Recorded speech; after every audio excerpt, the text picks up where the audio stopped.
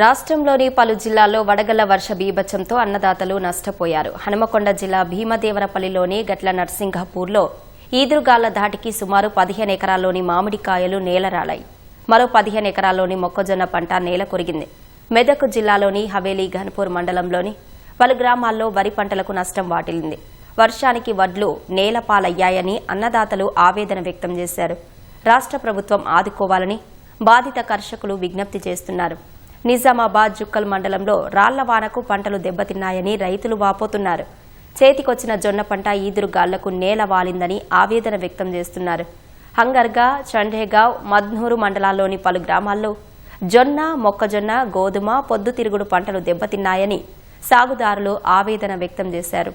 వ్యవసాయ అధికారులు క్షేత్రస్థాయికి వెళ్లి ఏ పంటలు ఎంత మేర నష్టపోయాయనే వివరాలు సేకరిస్తున్నారు. వడగళ్ల వర్షం భారీగా పడ్డది. ఈ వరి వచ్చేసి చాలా అంటే చాలా నష్టమైంది. కట్టి తీసుకొని కొట్టినట్టు చాలా దారుణంగా మొత్తం విరిగిపోయింది. దీనికి ఇప్పటివరకు నేను 1,50,000 పెట్టుబడి పెట్టాను. దీనికి ఏమి చేయలేని పరిస్థితి. ఒకవేళ హార్వెస్టర్ పెట్టి ఏమైనా చేద్దామంటే కూడా నెక్స్ట్ ప్రయత్నం చేద్దామంటే కూడా ఇది ఏమి అసలు కనీసం గడ్డి కూడా ఆవులకు కూడా గడ్డి రాదండి. నాకు 6 ఎకరాల పొలం వేసిన మొత్తం అనగాళ్ళు పడి దుగ్గు అయిపోయింది. ఈ ఉన్న కర్రలు గురక వేస్ట్ పూత కలిపోయింది.